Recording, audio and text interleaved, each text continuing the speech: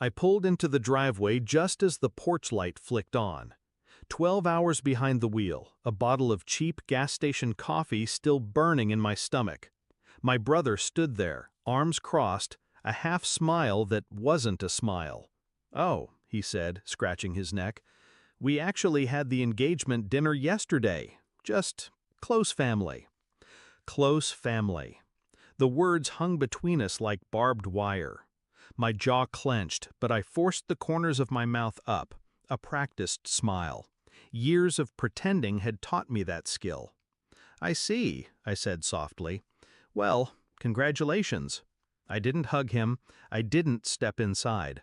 I got back in my car and drove to the cheap motel 2 towns over, letting the fluorescent hum lull me into the kind of sleep where anger sharpens, not fades. He wasn't always cruel. That's the part that stings the most. When our parents died, he was 18, I was 20. He looked to me for everything: tuition forms, rent, even laundry. I carried him through the fire. I worked 2 jobs to keep us afloat while he studied. When he graduated, I cheered louder than anyone.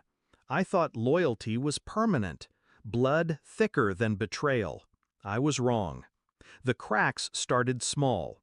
Holidays where my name was accidentally left off the group text. Family photos where I wasn't called to join.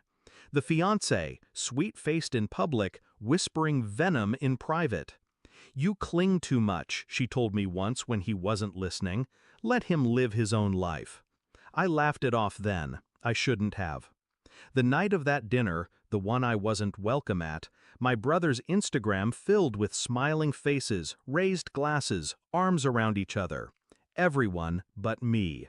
My stomach twisted, but my face remained calm. I didn't comment. I didn't like the photos. I only screenshotted. Evidence. You see, he had tied himself to me without realizing it. When our parents' estate was settled, I became the executor. Their savings, their home, their investments, all placed under my careful management. He was younger, reckless. They trusted me to protect him, even from himself. So I did. Quietly, over years, I built safeguards. A trust fund with my signature as the key.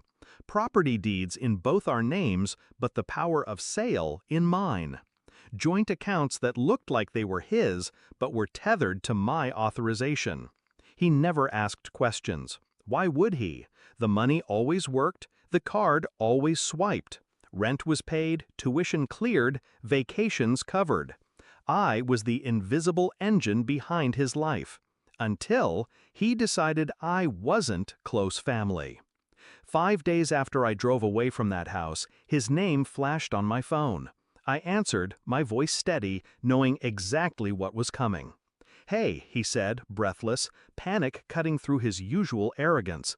"The card doesn't work. I tried the ATM, the grocery store, nothing. Did the bank screw something up?" I leaned back in my chair, swirling the glass of water in my hand like it was whiskey. "Oh," I said, mirroring his tone from that night. "I forgot to mention, I made some adjustments." "What do you mean, adjustments?" His voice cracked. "I mean," I said slowly, savoring each word, "the accounts are frozen. The trust is locked. The house deed, the one you and your fiancé plan to live in, is no longer accessible to you. Not without me." Silence. I could hear his breathing, shallow, erratic. "You can't—" "I can," I cut in, and I did, remember? Close family only.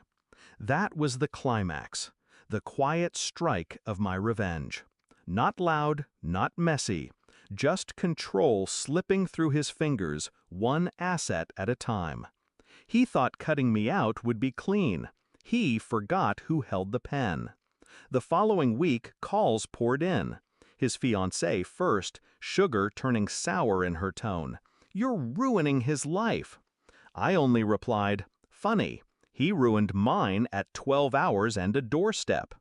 Then extended family chimed in, shaming me for being cold. I sent them copies of documents, signatures, proof of who had carried the weight all these years. The noise died quickly. By month's end, his credit cards bounced.